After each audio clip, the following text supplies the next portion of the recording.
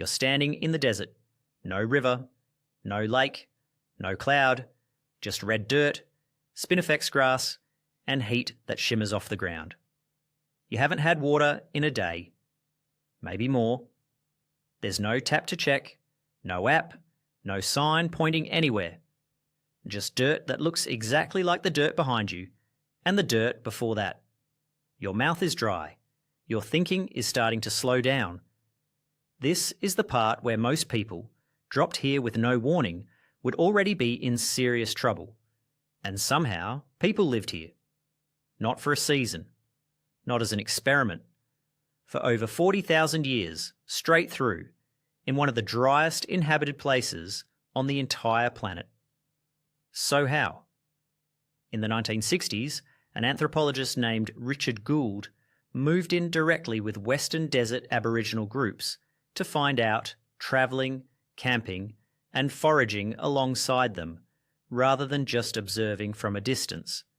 He published his findings in a book called Yiwara, and what he documented wasn't luck, and it definitely wasn't guesswork.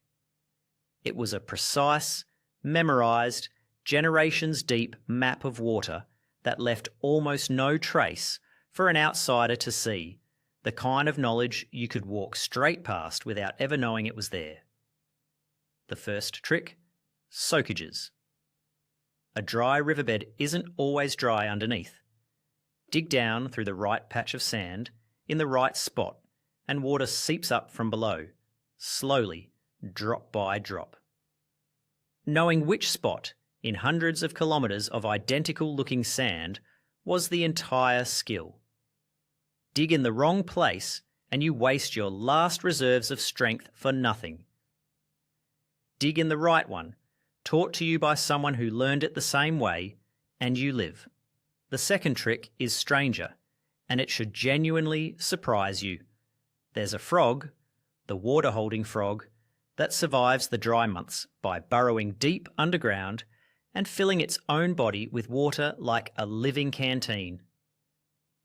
It can sit there, dormant for years, waiting out a drought that would kill almost anything else.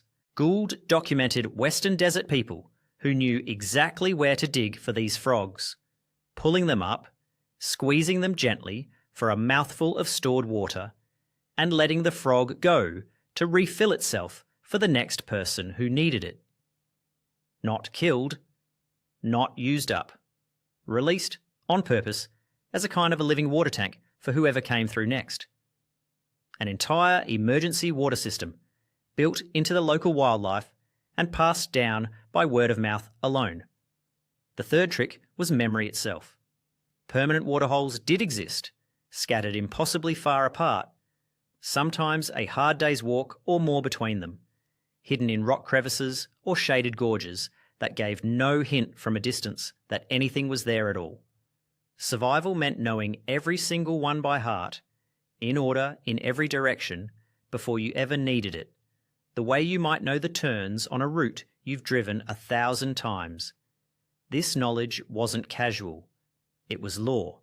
It was sung, told, and ritually maintained across generations, encoded into stories and ceremonies tied to specific places, because a single gap in that memory, a waterhole forgotten, or a route garbled in the retelling, could be a death sentence for whoever inherited the broken version a generation later.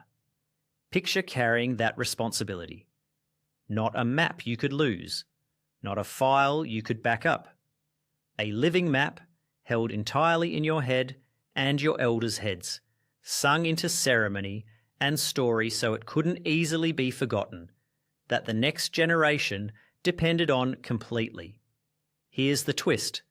This wasn't backup knowledge for hard times.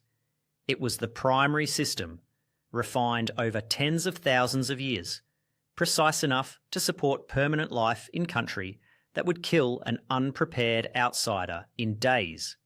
And it did. In 1861, the explorers Robert Burke and William Wills, equipped with maps, compasses, and a fully resourced expedition, died of starvation and exhaustion in the Australian outback, not far from sources of food and water that local Aboriginal groups used routinely. Equipment wasn't the missing ingredient. Knowledge was. European explorers, walking into this same desert with all the modern tools available at the time, regularly died of thirst within sight of water they simply didn't know how to find. Knowledge beat technology repeatedly on the hardest terrain on the continent. You open a tap. Water just arrives. You don't memorise anything. You don't sing a route between hidden wells. You don't know where your water actually comes from, and you've never had to. That gap between knowing exactly where every drop of water in your world is hidden and not knowing at all is one of the steepest a human being has ever crossed.